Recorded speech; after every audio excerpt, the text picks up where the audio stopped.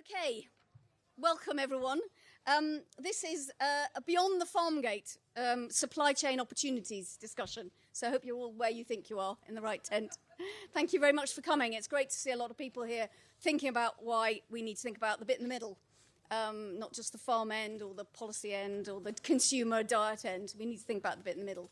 And that's what we did here a year ago. We had some great presentations exploring how some farmers and traders are doing things differently to ensure that both the farmer and the consumer gain from a better alternative route to market. And that was really interesting. We had a really good discussion, and we're exploring it further now with three great speakers who are all very interested and practically living the dream of a better route to market.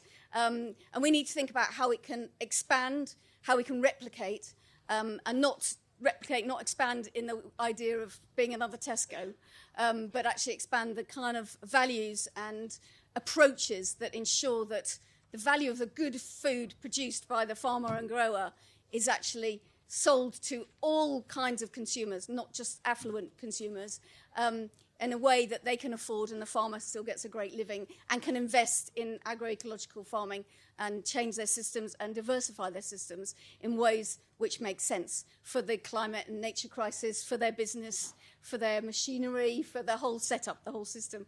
I'm Vicki Hurd, I should have said. I'm head of farming at Sustain, the Alliance for Better Food and Farming. 20 years we've been around, and we have about 100 organisations that are members, ranging from the RSPB to the Land Workers Alliance to the Royal Society of Health. You name it, anybody with a bit of interest in food and farming or a big interest in food and farming is a member of Sustain. And myself and my colleague James, where are you, James? Where is he? He's right over there. We've been working a lot in the last few years to explore the issue of alternative routes to market, and we brought out a report last year based on a survey of 500 farmers called Beyond the Farmgate. That was the report. And we asked them whether they liked their current supply chain, where they're selling to, and if not, or if they did, maybe they'd like to diversify, but if not, what would they like to do instead? What would be the infrastructure they'd need to sell differently? If they're, grain, how would you find different routes to infrastructure? Whether they'd like to cooperate more, do more collaborations in order to have a stronger say in how their food was sold or processed. And there were some really rich insights from those 500 farmers, which were a representative group across England and Wales. In fact, we didn't do Scotland. And then this year, we've been mapping the supply chains in two areas, two counties, just to see if you can actually map what is there available if farmers do want to change what they're producing. Say they want to diversify into having some sheep because they want to use sheep to tackle blackgrass and have more nutrient fertilization on the fields rather than inputs, external inputs. Where would they sell the sheep meat to, or the wool? Things like that, abattoirs, grain processing, drying, all sorts of things, and hubs comes up a lot, having processing hubs or marketing hubs at a local level so farmers can join together to do things in a way that makes it more affordable by joining together. And that report is also available. It's called A Tale of Two Counties. But it was really insightful and interesting to see what farmers were saying. And what we did next, and James has been orchestrating a lot of this, is have events in those areas with local authorities, with producers, with Sustainable Food Places groups, who are partnerships of people interested in food, food availability, food supply, food sustainability, and getting them together to talk about what we could do next. Because it's not just about bringing out a report saying, this is what we need more money, whatever, but actually engaging the local authorities who are going to get a lot of levelling up funds and other funds for local business development. Some of that should be going to the infrastructure and the marketing that they need for more local or regional food supply. So starting those conversations and getting local authorities really excited about that is part of what we're doing. I'll stop there. I just thought I'd mention that's some of the work we're doing, but we're very pleased to have three speakers here today. And we're going to start with Josiah from Hogmedod's, which a lot of you will know. I'll let the speakers, and you've got the speaker biogs in your brochures, your schedules, whatever it's called. So I won't take any more time. They can tell you what they're doing and why they're doing it. But they're going to talk about different routes to market and why it matters and how they succeeded and the barriers that they have either overcome or are still trying to overcome and what policies might be needed to do that. So over to you, Josiah, first. Thanks. Thanks, Vicki. I've always wanted to say this. I don't think I'll ever get to play at Glastonbury, so I'm going to say, hello, Groundswell! Hey! It's absolutely fantastic to be here and with a packed room to hear about something that's kind of quite dry in lots of respects, but so critical to the change that we need to see. And I'm going to make a confession. I'm going to start with an admission, and I'm proud of this. I'm a middleman. And I know for a lot of the farmers in the room, that's kind of quite a contentious thing. You know, why would I be proud to be a middleman? And I think that the role of that middle is critical in facilitating and enabling change. And I'm going to talk a little bit about Hobmadod's journey and how we have attempted to do that, what, as Vicki described, what the barriers might be to doing that further, and how we might be able to see that being replicated and happening elsewhere, either in different categories. We work with pulses primarily, but also with seeds and other grains. But also, you know, how does that work in other spaces? So Hobmadod began, really, it grew out of an NGO in the mid-2000s. And it kind of comes from that moment where you wake up in the morning and you think, my God, everything needs to change. We have this extinction crisis going on. We've got climate change happening. We've got gross inequality globally, but also in the UK. We've got diseases of chronic ill health, which are a consequence of our diets and a set of policies that have driven our diets in a certain direction post-war. How do we change all of that? And I'm sure we've all had those moments where we think, my goodness, what's my role in all of this? And that's massively disempowering. And it's a really unhelpful starting point. And bringing it back down and focusing on where you can make a change and reframing that question and moving away from we need to change everything to we need to change our relationships with each other and with the world around us. And what would supply chains look like if we embodied that, if we took that forwards and we created what you might broadly describe as an agroecological food system? Hobmadod didn't begin with that vision for an agroecological food system. We began by looking at diet and land use in relation to climate change and biodiversity loss in the mid-2000s. And we realised that there was this critical issue, which is coming up a lot today with various different speakers in various different contexts, and I urge you all to go and see the Sustainable Food Trust presentation at the end of the day. How do we feed Britain in a way that has less impact on the environment and less impact on our health and allows us all to eat properly and well and nutritiously and affordably? And we realised, having done a bit of research for a group in Norwich, that the real gap was around protein crops, around pulses that are a critical part of a more resilient, sustainable rotation, but only really function in that rotation if someone's prepared to eat them. And the someone that needs to be prepared to eat them probably can't be livestock, because that does not command a high enough price to incentivise that rotational change. So we began by looking at some really standard commodity crops, which a lot of you will be familiar with, looking at fava beans and looking at peas. They're widely grown. They're relatively low value in the marketplace. And farmers often don't like growing them because there's a lot of uncertainty around price and around the success they're likely to have with that crop, but also because they, they sort of have to fit them in because of the disease break and the nitrogen fixation element. So taking those beans that are currently generally exported, and I've got some here. So that's a split fava bean. And generally these would be split in the UK and sent principally to North Africa, to the Middle East, to China, all over the world. And we don't eat them here. So we began by looking at whether people in Norwich would be prepared to eat those beans and what infrastructure would we need in order to get farmers to grow those beans and take them to marketplace. And we immediately recognised that we could not afford to buy processing equipment. We could not buy the grain handling. We're not farmers. We couldn't grow that crop. We needed to build relationships, not only with farmers, but with the rest of the supply chain to understand how we could get that product fit for human consumption into UK consumer hands. And our role really was facilitating that whole relationship and that arrangement.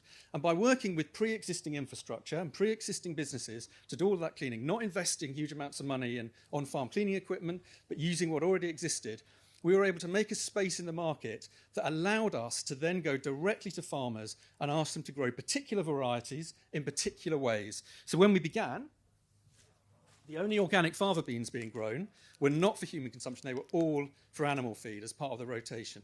So we had to do quite a lot of work to understand how an organic farmer could produce a fava bean sample that would be suitable for human consumption, with lower bruchid damage and that kind of thing. And that led us into relationships with our first farmers, Mike Stringer up in Yorkshire and Mark Lee over in Shropshire, who began working on peas with us. How do we get those crops grown organically? What do we need to pay that farmer in order to make it worth their while growing that crop year in, year out as part of a more complex, diverse rotation, and that incentivizes them to produce something of a kind of quality that can go into the human consumption market? And that's not a question that's often asked in a very direct way of a farmer by the commodity market. So with Mark, for example, on farm, we had to figure out, how do you handle those peas post-harvest? If you're selling them for animal feed, that's fine. They just go into a big truck, big 28-tonner, and off they go, and that's not a problem. It doesn't matter if they're split or damaged in any way because they're going for animal feed. For human consumption, the handling needs to completely change. We needed to shift from augers to belts. We needed to sift very carefully on farm so that we would minimize the wastage that we were seeing from that first cleaning process. And we needed to encourage Mark to understand what he needed to do in the field in order to produce a pea that consumers were going to want to eat. And part of that was varietal selection. So Carlin peas, which are a heritage variety or an older variety, not commonly eaten in the UK, but are a fantastic substitute for chickpeas. Really difficult to grow chickpeas here. Relatively straightforward to grow Carlin peas, but not easy. So we began creating these relationships with farmers, and we realized that we could build around that a whole relational network of supply. So instead of thinking of a linear supply chain, which is very reductive, and you've got the farmer at one end and the consumer at the other, and you've got a range of gatekeepers that are fixing or feeding price signals in both directions, what happened if we would engage the research community, advocacy groups, consumers who would be able to connect directly with those farmers and understand that production process? We can do that through social media, we can do that through our website. It's relatively straightforward now in a way that it wasn't before. And we, through that and through working with cookery writers and food writers, we began to develop a new narrative around UK-produced pulses. So one of the big barriers that we faced early on from food writers is, I can't put this in my book because no one can buy it. And then we'd go to retailers, particularly the bigger retailers, and say, can you sell this? Because then we can get it into recipe books. And they'd say, well, we don't really want it on our shelf unless people know what to do with it. You need to get it in a recipe book. So we were constantly facing these kind of challenges at the same time as a kind of unfavourable policy space that wasn't going to encourage us to create these more diverse rotations. And I suppose over the last 10 years, and we're 10 this year, so it's quite exciting for us, we've developed a network of 35 farmers working on a whole range of crops.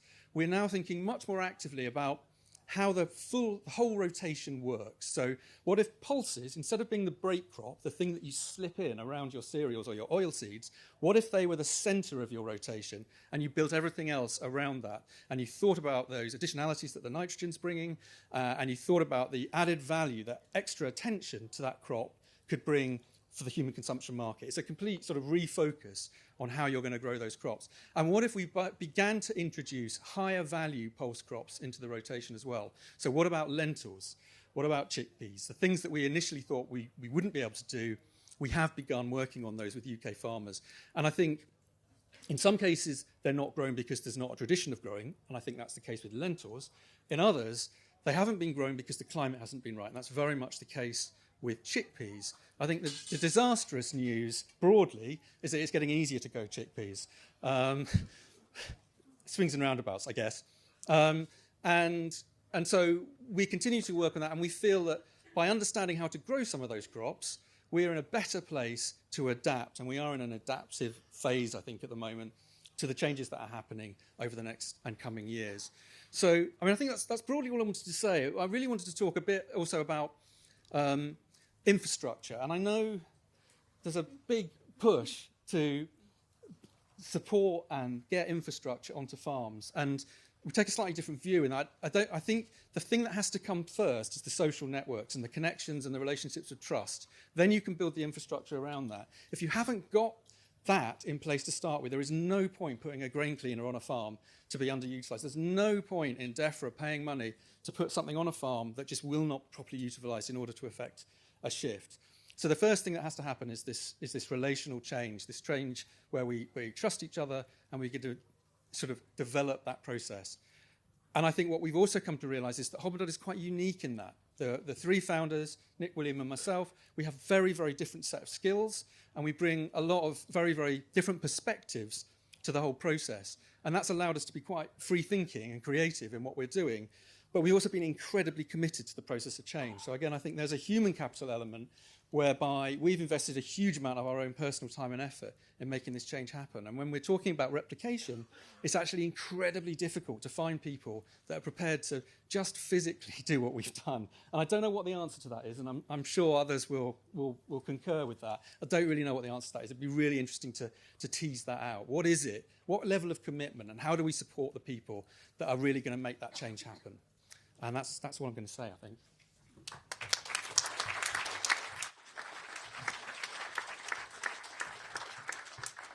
Thank you, Josiah. I mean, in a way, this event is part of the process of developing some of those relationships, I hope, or at least seeding the idea of the relational approach as opposed to the purely transactional, which you explained so well and you've demonstrated with your work, which is really useful to hear about. I think it's really useful. And you do say you're unique, but there's lots of unique individuals out there.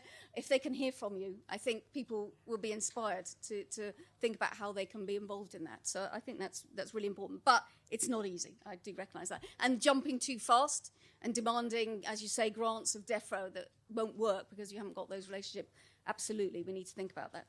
My next speaker is Tony Little from the Land Workers Alliance, who's been working on supply chain policy and working with the members. Anyway, he'll explain what he's been doing, but Tony Little from the Land Workers. Thank you. Lovely, thank you, everybody. Good morning. That's Vicki says, I'm Tony Little, and I work for the Land Workers Alliance. For those of you who are not familiar with us, we are a union representing small-scale and agroecological farmers. And really our job, historically certainly, has been to represent the interests of that group of producers in policy and planning and policy and regulation. We've grown very rapidly in the last 4 years, grown in size, but also in the sorts of activities we're doing, and I think crucially in the sorts of people that we want to work with. And I'm particularly interested in how we can build relationships between small and larger farmers, and really that's the reason that I'm here today at Groundswell, to explore some of those relationships. One of the directions that we've recently taken is to get more involved in supply chains, and that is my role. It's not just me, it's myself and my colleague Peter Sampson in particular. And I think our job at the moment is to help people understand direct sales and short supply chains, what that looks like, what the options are, what the infrastructure implications of getting involved in short supply chains are. We have a job also in helping farmers and food businesses to collaborate, either to solve problems or to take advantage of opportunities that we wouldn't be able to as individual businesses. And we have a role in policy and campaigning for a policy and regulatory framework that at best doesn't disadvantage small-scale and diverse farmers and short supply chains, and at best actually actively enables them to thrive. So that's what we're doing. I think I want to use my few minutes up here to really talk about the next steps and the future. And I think that it is an extraordinarily exciting time for local and direct and short supply chain food systems. And the reason that I think that is because I think we've gone through a period of quite rapid development, and we've got what I will call towards the end of the proof of concept phase. So if somebody comes up to me and says, Tony, do you actually really, hand on heart, believe that local and short supply chain systems can feed the UK? I think we're now in a position where we can say absolutely. And I think the reason for that is because we have got a large number of models. We've got some really exciting and interesting examples to draw on. We've just heard from Josiah. We're going to hear from Abby about Piper's Farms. You know, we've got a whole range of models across all of the main food groups. So can we do it? Yes, I think we can. I think there's also been developments in technology which enables the scaling up to be practical. I'm looking around the room. I can see there are a number of people here who are involved in sort of digital marketing and management systems. I think those are offering real opportunities to scale up and scale out. And most importantly, one of the most exciting projects that I'm involved in, which I never thought would be as exciting as it is working with different platforms to enable them to share data. And that's a project called the Food Collaboration Data, the Food Data Collaboration Project. I'm sorry. And the reason that's so exciting is that, A, from a farmer's point of view, it means that you can widen your market instantly with very little investment and very little time. I think from a supply chain and logistics, the opportunities to improve efficiency there is great. So if you can combine data from 4 or 5 box schemes, you know, one delivery partner can deliver all those boxes, which cuts down on carbon, it cuts down on time. That infrastructure there, that ability for us to scale up, I think is really there. So I think that we're able to scale up. Are we ready?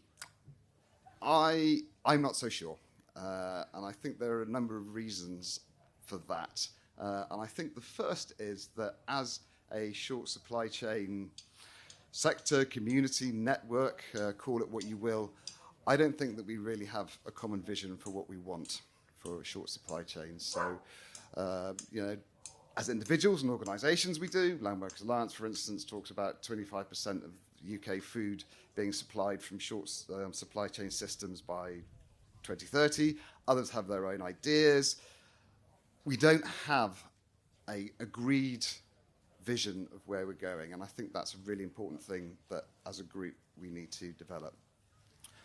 We also, as well as not knowing where we're going, I think we also don't know where we're starting from, because I think that there is no agreed way of measuring how big the short supply chain sector is, and importantly, what impacts and benefits it can deliver. So if you ask the question, what percentage of the UK food is supplied through short supply chains, you get answers that vary between less than 5 up to 15. And I think if we can agree, at least as a group, on a way in which we measure it, that will be a really important way forward. I think the third thing that we need is, if we're going to scale up to, let's say, 20 million, which is what 25% of UK food would imply, we need to be much, much, much more coordinated. We need to have a way in which we can work together. So we need to be able to come together to deliver and develop an action plan that will take us from A to B. And at the minute, I don't think that we are in the position to do that. And the fourth thing is, I think we need to find a way to cooperate and coordinate delivery of the big coordinated projects that we need to address some of the problems that Josiah has been talking about, and a whole range of other barriers to short supply chain food systems. And I think if we can do that, then I think we are in a really powerful position. And I think we're in a really powerful position for 2 reasons. I think one is that the problems and the issues around supermarket and short and long supply chain centralized systems are really by now quite well documented. I think also the solutions to those through short supply chain systems is also increasingly becoming apparent, and the evidence for that is building.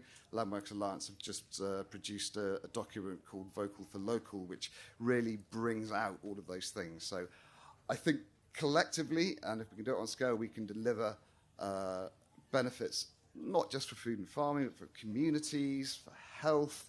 I think we can, we have the power and the capacity and the agency to solve so many of the food and farming related issues that we're now facing. And I think my last point and my last question is actually, are there people out there who want to invest in this? Are there people who are interested and committed in coming on this journey? And I think the answer to that is now also an equivocal yes. I was at the Sustainable Food Trust conference last week, and I heard there that there is something like $1.3 trillion in ESG funding, which would potentially focus investment on supply chains. I think the banks are saying, yeah, we've got investment capital that we can work. So I think that as well as the system developing on the ground, I think the institutional and the access to funding organisations are also moving at pace. So I think if we put all that together, I think that we have the potential to do really great and wonderful things with short supply chains on a scale that will make a tangible, material step change difference to food systems in the UK. So, thank you.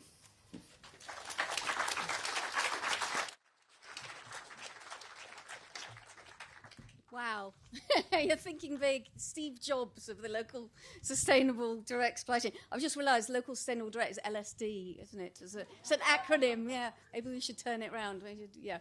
Anyway, we have an acronym there. But I really like what you're saying. You're thinking big and thinking, how good, but also recognising the relationships and those kind of things we need to retain as at the heart of that. But yeah, there is a huge opportunity with the new tech. I'm on the advisory board of the Dynamic Procurement Group, and that's using tech for helping small producers to feed into what are often very huge, large public catering contracts. That's a really exciting movement there, and that's, we can use the tech for good, I think. So now our last speaker, and I hope you're all developing questions and thoughts and reactions to what you're hearing. We will go to questions and a bit of interaction in a minute. But we have Abby Allen from Piper's Farm, and I'll ask her to tell you how they're doing it. Exactly that. Hi. I just want to say thank you very much, Abby, for stepping in at the last minute. I should have said that because we did have a colleague of yours, but you had to step in the last minute. Thank you. Yeah, I'm not Peter Gregg, just in case anybody's thinking you look a bit different. And I haven't brought a cow pat with me, so I'm sorry to disappoint because that's normally his entrance. But I'm Abby, I'm from Piper's Farm. I'm what you would say is the next generation in the business. So if we just take it right back to the start, Piper's Farm was founded about 30 years ago on a small 50-acre farm in Devon. And Peter and Henry's mission was to produce food that they could feed to their family with complete confidence. That's how it started. Prior to that, they had been involved in industrial farming. They farmed chickens industrially for a well-known high street supermarket, we'll call them that. They also farmed in New Zealand and all over the world, and they just kind of took stock and said, what are we doing as farmers? What are we producing? What are we putting into our bodies, our children's bodies, and the bodies of the people that are buying from us? And it was that sort of eureka moment that led them to move to Devon and set up Piper's Farm. So today, I'm the next generation, as I mentioned. My other half, Will, is Peter's son. And today, Will and I run the business. So we're bringing it into what you want to call the 21st century, but actually staying true to those values that Peter and Henry had right from the start. So what is Piper's Farm? We are not quite a middleman, but not far off. We are farmers ourselves. We have a 50-acre farm. We've done the doing. We've put our hands in the soil. I spend most of my weekends moving bullocks across fields, trying to sort out electric fences, trying to get water to go from one field to another. We have a practical understanding of what it is like to produce food.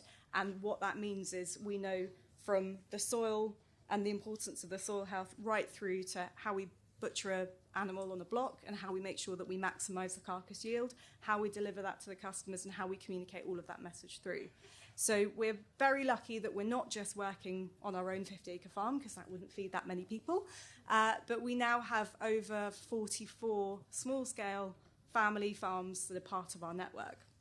all producing livestock to our standards. And that's something that's really important to us, that it is a collaborative, like-minded group of people. We all have an absolute clear mission and goal, and that is what it makes up our supply chain. It's that belief in producing wholesome, healthy food, and that understanding that we as farmers, our role isn't just to create a sort of homogenized product and sell it to the highest bidder. It's to put good, healthy, nutritious food on the plates of the people in our community.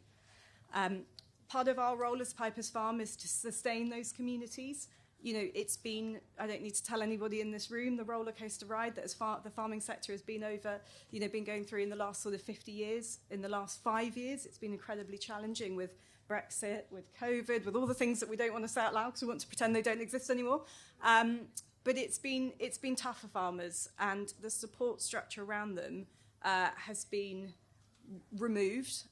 There is very little government support, there is very little support from mainstream retailers, and it's left many people scratching their head and thinking, what do we do? How do we survive?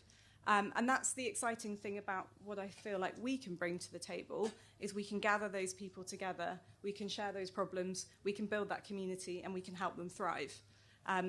A huge part of my role is working with farmers to understand some of the challenges that they're facing on the farm, and how we can implement some of the more kind of regenerative and agroecological methods on the farm, which not only, and it's always a funny thing talking about money, isn't it? When we have these conversations, people don't want to talk about money, we all want to talk about sustainability.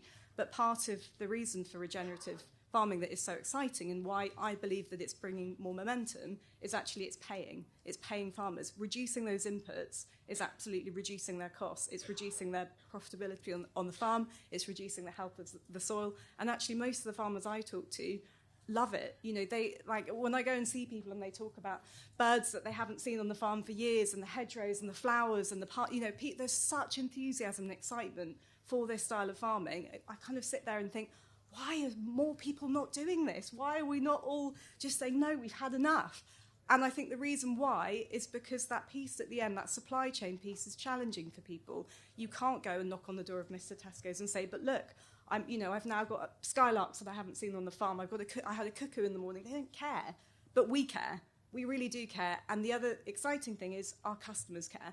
And that's one of the brilliant things about what I do, is I have that link between the farmers and the producers, understanding the challenges, and helping them kind of navigate through that. But I also work directly with our customers, and I'm able to transition that conversation that's happening on the farm to that customer who is consuming that product and who is trying to, navigate the greenwash and all of the other things out there. And they just want real, honest food on their doorstep. They want to know that they are supporting people that are farming in the right way.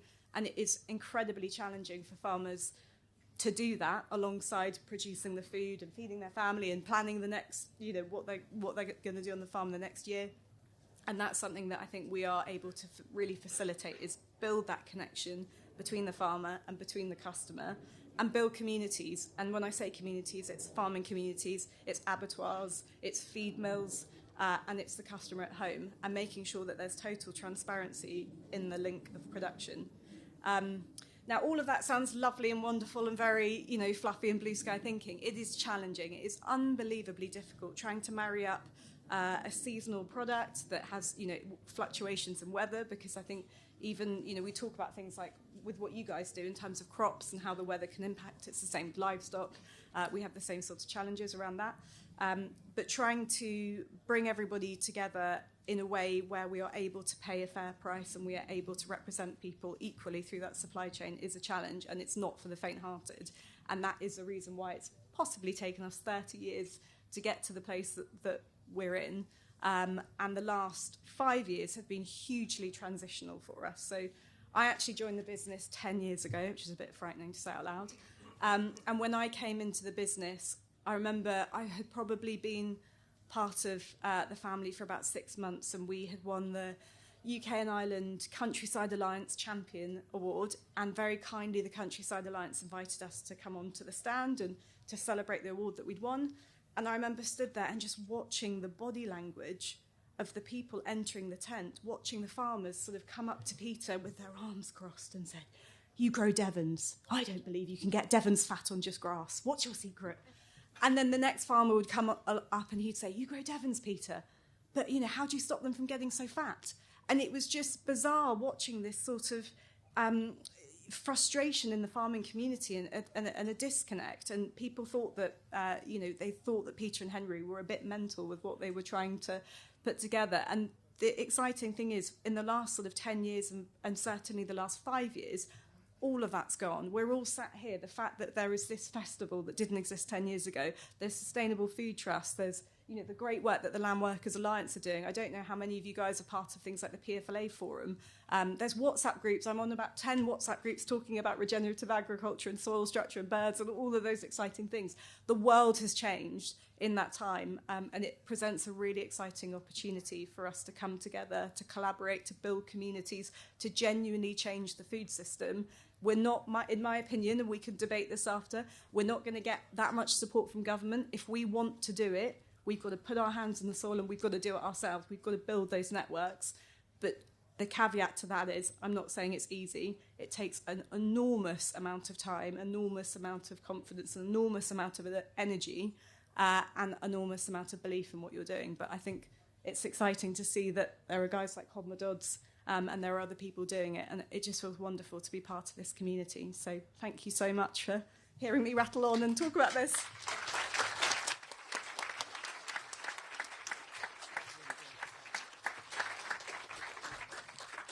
Well, that was great. Thank you so much, Sally. That was fantastic. And three kind of inspiring and upbeat presentations, which I think is appropriate because I think we are on, should I say, precipice of change, obviously.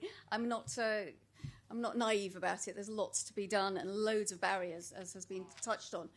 What I thought we could do now, if anybody wants to ask questions of clarification, I did hope we could all huddle into groups and talk about things, but I think that might be quite difficult in these chairs. But I do want to see if we can do something interactive with each other. But are there anybody got any direct questions of our speakers about this? And we have a roving mic there. We have a lady down here. So we do. And then we'll have questions for a while, and then I'll try and get you to talk to your neighbour. Thanks. I had a question for Josiah, which was gaps in the market. Maybe not necessarily pulses, but things that you've noticed a demand for.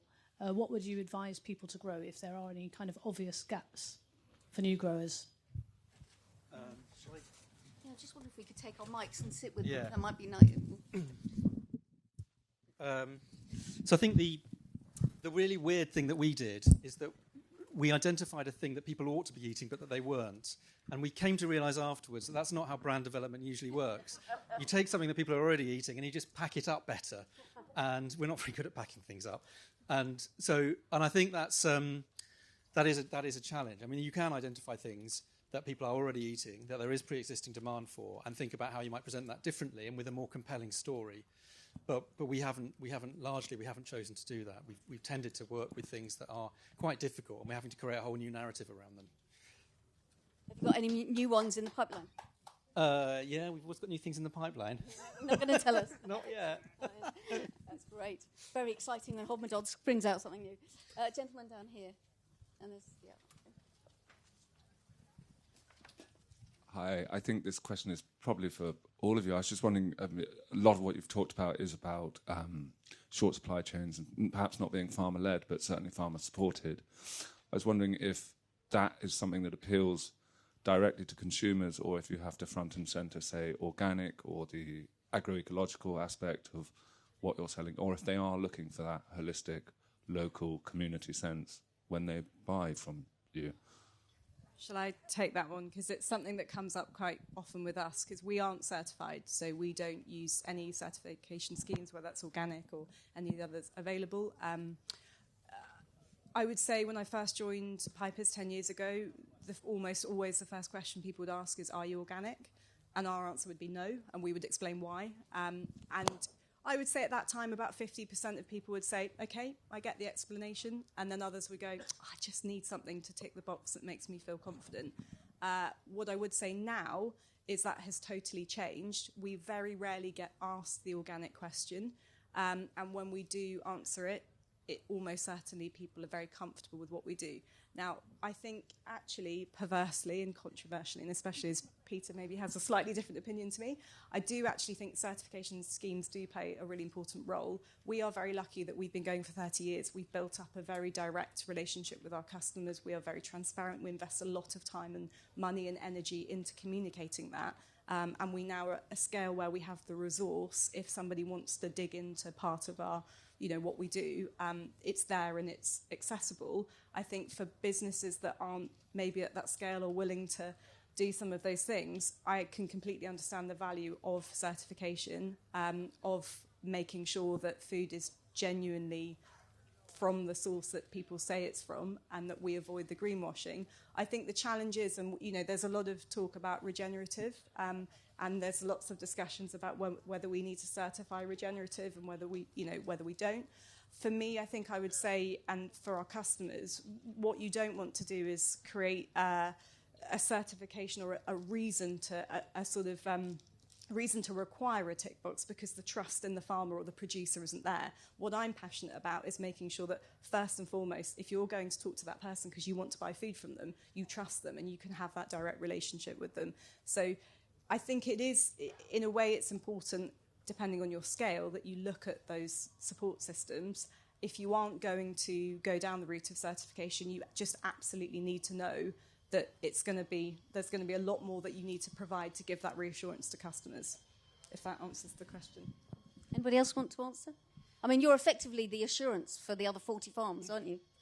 We are, yeah. Yeah, and that works. It's interesting. It does work. And look, I think the thing I would also say about that is nothing is black and white in terms of farming. And people quite often ask us about, do you do this, do that? And the other challenge for us, we work with 45 small-scale farmers. We have farms a farmer in Abergavenny, we have a farmer on the top of Exmoor, we have a farm on the cliff edges at Bude. All of those farms have different challenges, and the sort of geographic location, the livestock that they're rearing, how those farms function are very different. So for us to look at some certification schemes, it can be a little bit kind of closed off and challenging to some of those challenges that farmers face. But that's where we just will go the extra length of explaining this is what's done on this farm and this is what happens here. But it's a slightly longer-winded process than potentially giving customers that sort of immediate, if you're being really cold about it, if they're on Google Shopping and they're thinking, do I buy from you or do I buy from you, and I want that instant kind of connection, I do think those certification schemes play an important role in that. But I think I would probably say I don't want them to have... Okay, I don't want them to do that. I want them to ask us questions. I want to build that relationship. I don't want the immediate... You want the relationship. Exactly. I don't want the immediate kind of tick box. So that's my... Josiah, did you want to come in on that? Yeah, I have a similar but different perspective, I think, in that there's no way we can buy everything that any one of our farmers can produce. And yet they're all doing lots of fantastic work around change and change processes. And they all want to know, how do they get a premium for everything that they're producing, not just the 15 or 20 acres of X crop that they're growing for us. And we do recommend them to consider certification, organic certification being the simplest way to give people a really clear message about what's happening on farm. And I think we get asked a lot similarly, and we tell the story of any particular farm that we're working with. And if they're not organic, often the customer will say, well, that's great, thank you for telling me all about it, but we're not really interested in that. And so I do think there is a clear benefit to farmers wanting to add a premium and some level of recognition for the work that they're doing on farm. That may be slightly different in the meat sector and livestock sector and the smaller farms you're working with, but certainly the big arable farmers and horticultural sector, it really does make a significant difference. Yeah. I think meat is a slightly different thing. I think, for a lot of small-scale farmers, there are different challenges and actually quite often what our customers are wanting to know. I think with your guys, potentially it's things about pesticides, which obviously is a part of farming. But with ours, the organic question is more tending to be more about the kind of animal welfare side, abattoir, slaughter, and that's something that we're very passionate and transparent about. So it tends to come from that side of it rather than sort of chemical inputs, if that makes sense. Tony, did you want to come in on this? You don't have to. I will quickly. So I think to go back to the original question. If we are ambitious and we are looking at these systems feeding millions and millions of people, I think that diversity of marketing systems is as important as a diversity of production systems. So I think that there is, and I think the more diversity, in fact, the stronger we are. I think that the cooperation between different marketing approaches and organisations will give us the framework and the basis to really scale up. And I don't want anybody to go away with the idea that I don't think that small individual marketing is a bad thing. It's absolutely valuable. It's just that on its own, those kind of systems will not get to where we want to be. I think just to comment on certification, I mean, I have a long background working in around and supporting organic farming, and I do think that organic certification has a really important part. I think providing confidence for consumers, yes, but also for governments. You know, if we are asking governments to invest and support agroecological and organic systems, we need some kind of reassurance that we are delivering what they're asking for. I think the question of certification, and I know we have at least one organic certifier in the room. I think that actually we could also look at different approaches to certification. Organic certification is very much an external organisation looking into a farming business. I think there is huge potential for so-called participatory guarantee systems, and I think, I must admit, when this topic first came, I was surprised at how supportive of this idea organic certification bodies are, and I'm looking at Stephen to either nod or shake his head. And so I think that we can be innovative about how we certify, but I do think that for a lot of people, being confident about what you are achieving and what you're delivering as an organic or an agroecological or regenerative business, that clarity is really important, and we have to get there somehow. Thank you.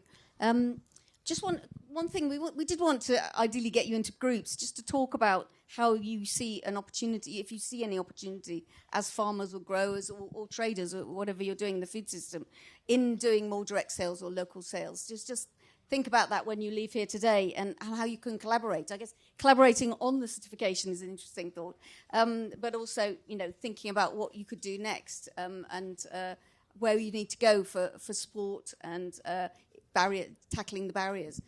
So just sort of seed those questions for you. We don't have time to have group meetings on this, but we had another question at the back. I think the lady at the back there. Just to sort of encourage you to go away from this to think about whether you could collaborate or do different sales, different marketing. Thank you. Hi, this is a question for Tony, really. You talked a big vision, and obviously you identified tech as being a real big enabler of that. I just wonder what you and sort of other organisations do about encouraging open source rather than it being controlled by the big tech companies, and given how much investment is going in, they take a winner-takes-all approach. Good question. Open source. I think the tech is going to be open source, isn't it, Tony? In this. Well, I mean, some tech is and some tech isn't. The Land Workers Alliance is all about getting a fair deal for farmers and producers, and we can't do anything about tech systems that don't do that. But what we can do is make sure that the projects and the systems that we are supporting do. Open source software is really important. The Open Food Network, who I suspect many of you in this room are familiar with, are key partners. I mentioned the food data collaboration project. I can never get those three words in the right order. That's very much led by OFN, and the guiding principle of that collaboration is that ultimately the work we do with the tech companies benefits producers and food businesses down the chain. So all I can say is that the Land Workers Alliance is very conscious and very careful about who it works with regard to tech. That's a good point, though. Was there another question down here, lady? Oh, sorry, it's going toward the back. Sorry.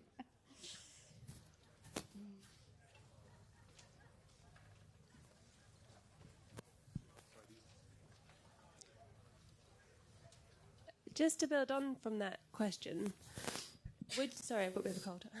Would you, and would the contracts that you build with the tech owners look to protect the smallholders ongoing in terms of how they're looked after in the future, future-proofing the concepts and the relationships? So what I can say is my role in that project is in the so-called governance circle, and I am not a tech person at all. I don't even know most of the words, but my job there is to make sure that the work that we do and the benefits that that are accrued by that level of cooperation and collaboration are directly beneficial to small scale producers, and that's my Can my I just job dive in there? Because I think there's a different thing between tech and data. So with our farmers, technology is amazing. You know, we walk around our farm and we're testing our soils and we're sending stuff back on apps and we're sharing it. And, you know, those WhatsApp groups I talked about, and it's enabling those conversations and problem solving on farms to really thrive. I do think there is a very different conversation around data. And I was at the SFT conference last week, and it was quite scary, and just wandering around here and seeing how many stands there are in terms of this sort of natural capital stuff that's going on, and carbon, selling carbon into offsetting people like EasyJet for their flights. I think it's two quite different conversations, and just to be clear that I think as farmers and as food producers we should be embracing technology and technological improvements as a way of doing our job better and actually building communities. But I think there is a watch out for what's going on with data. I think it's well said. I agree with you. Do you want to come in on that, Josiah? I mean, largely, as you describe, there is the data issue, and then there's what makes your business function day to day. And unfortunately, we just choose the software that works best. And we use a lot of very mainstream, we use WhatsApp, we use social media to communicate. It's all owned by Facebook. We use Shopify, which is a retail platform, and it's global and it's huge, but it works really well. There's limited friction. There's a lot of maintenance. And, I know that's contentious within the collaborative data project. Do you want to engage with that or not? I think you have to, frankly.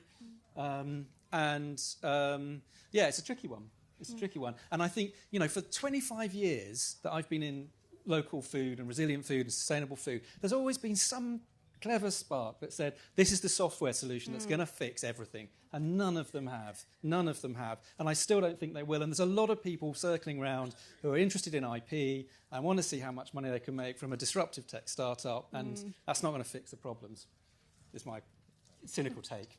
Can I ask, in the room, how any of you doing direct sales, just to get a feel for, I should have done this at the beginning. So we've got quite a few. And any considering doing more direct sales or local sales? So a few. So that's good to see. I mean, those that aren't, and I don't know if you want to talk about why you're not, or you're happy with your current supply chain and it works well. I guess that's the case. But from where we're sitting, and James and I have just commissioned a piece of work about where the money goes in the food system for 5 products. And it's just staggering how little you farmers get of what's sold. I mean, really, there's so much in between that's lost in the supply chain, which could, in theory, be gained back. We had another couple of questions. Yes, and sorry, you're next. Sorry, can I just intervene on that? Yeah, sure. Because transaction costs are high, and if the farmers are all going to internalise those transaction costs, that's not going to help them.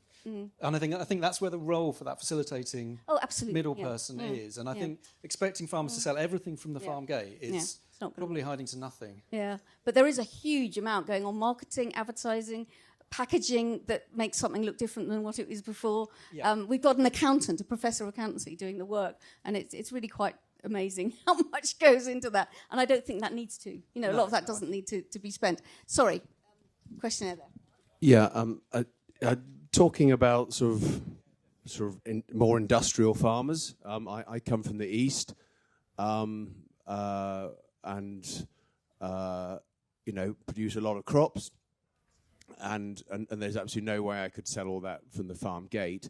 So I think there is, but there's definitely a role for it for making my business more resilient, because when something like the wheat price is low, then all my processors pitch everything against the wheat price, and all my prices for sugar beet pulses, everything drops down to reflect the wheat price. So I think as far as making our business more resilient, I think we have to look at this sort of Farmgate sales. And I don't know whether you have any geographical limitations. Do you even come over to Lincolnshire? Josiah and Abby, I mean... we work with farmers all over the UK, from Scotland to Cornwall. So, yeah, Lincolnshire's very much in our range. Good, thank you. Connect. And likewise, we work with, predominantly in the south and predominantly in the southwest, just because I'm just going to argue as one person that we have some of the best grass in the country, grass grazing. So it's just a phenomenal, sorry to offend everybody around the country from the southwest. But we're very lucky. We have a lot of small-scale family farms still in existence, whereas places like the east, it tends to be larger scale. Those families have been moved out. So we tend to focus in where those communities still are. In terms of your point about resilience, I think that is the exciting thing about being part of a shorter supply chain and a collaborative approach. Is what we do with our farmers is we meet them, we sit down, we agree a price. It's not really relative to the market, as in we're not sort of tracking, the beef ups and downs and what's going on with lamb. We just say, look, we understand the whole view of your farm. We understand what it costs to actually produce that product for you on the farm. And then we agree that price. We make a commitment to that farmer. We take that product. And that's actually one thing we haven't touched about, which for me is quite important in supply chains with meat, is we freeze everything. And, historically frozen has been something that people have gone, oh, it means it's, sat around in a butcher's counter for 3 days and we're freezing it to get rid of it. It's absolutely not that. Freezing meat is the best possible way for us to be as sustainable as possible. So it's removing food waste. It's dealing with things like, peak demand, where suddenly everybody wants sirloin steaks, and we all know how many sirloin steaks you get off a bullock. And actually, it helps us build that resilience with our farmers. It means that we can absolutely commit to taking those animals off that farm consistently, putting them through the abattoir. And it's not something where we suddenly go, we've got this huge spike at Christmas, so we need to gear up production. We've got a huge spike at Easter, and then it's quiet in between. We can keep making that consistency happen for the farmer, and it's not their problem to worry about. It's our problem to then deal with it on that end. And that's where being able to, the frozen component is a big part of how we are able to agree that fair price with that farmer and take that product all the way through the supply chain. And just one other thing on frozen, because I've got a real bee in my bonnet about it. I have sat down with many chefs, Michelin-starred chefs and the best chefs in the country, who weren't convinced that a steak that had been frozen would taste the same as a steak that's fresh. We've blind tasted steaks 1 million times, and actually, the interesting thing is almost always the frozen steak actually performs better than the fresh steak. Well, there you heard it first. So, that's yeah. I think that's an important part to think about in the supply chain, is how that product is getting from the field or the farm or or the cheesemaker or wherever through. And it's those things. The storage and those kind of areas. We do have one more question. You were waiting patiently to ask the question. We don't have much time, so I'll have to be very quick. Thank you very much for your presentation. I suppose I'm just thinking about market share and how vicious that is. Yeah. And actually what you're doing here is deeply political. It's about deeper democracy. And you will confront that. And those businesses have huge lobby power. I'm wondering if you think about that. That's a big question to ask at the end. And I guess one of the roles of Sustain and other NGOs is to try and tackle that through the policy work we do, to make sure they don't have undue advantage in through policies. But I don't know if anybody wants to say last word on that, how to counter the power of the lobby and the big players that from wherever, global or local. Can I say, and it might be my youth and very naivety, quickly, unfortunately. Is good luck to them. That's fine. They can do that if that's what if they want to continue producing food in that way and build that relationship with their customer. We're never going to stop them. Governments are never going to stop them. We're wasting all of our energy trying to stop them. What I would rather put my energy into is talking to people that just don't want to buy from that marketplace and don't want to get involved in that. There is an element of, we're reliant on NGOs to with government for things like grants, and we're talking about ELMS and all of these other things. But in terms of supply chain and marketplace and direct sales, I've spent too many years sort of trying to fight and compete with supermarkets, and actually we're just all about ploughing our own furrow and doing our own thing. Okay. Anybody else want to comment on I'll just say very quickly, yeah, we spend our lives doing that, and it is, at the moment, we are in a really, really difficult place. But when I am talking to policymakers and regulators, I say the same thing over and over again. The benefits of short supply chain and direct sales systems, which, as I say, we've summarised in this Vocal for Local report, these do so many of the things that you say that you want. They are enablers of agroecological production. That bigger proportion of the retail price is what makes it economically possible to do all of the agroecological and organic principles. That's really important. They are supporting local communities. The money is going back into communities, creating jobs. You've said many times, that's what we want. So, I could go on and on and on, but I think that we have quite a strong position on which to campaign, and that is, if you really, really mean what you say, then you need to justify why you are not supporting the systems that deliver the very things that you're asking for. Yeah. I found that very true with a lot of the Conservative MPs, ironically. They do believe in this, but there's the whole distance between what Conservative MPs might be wanting and what the number 10 actually delivers, particularly in terms of trade deals. But Josiah, did you want the last word on this? I don't know about the last word. I think we're going to have to wrap up.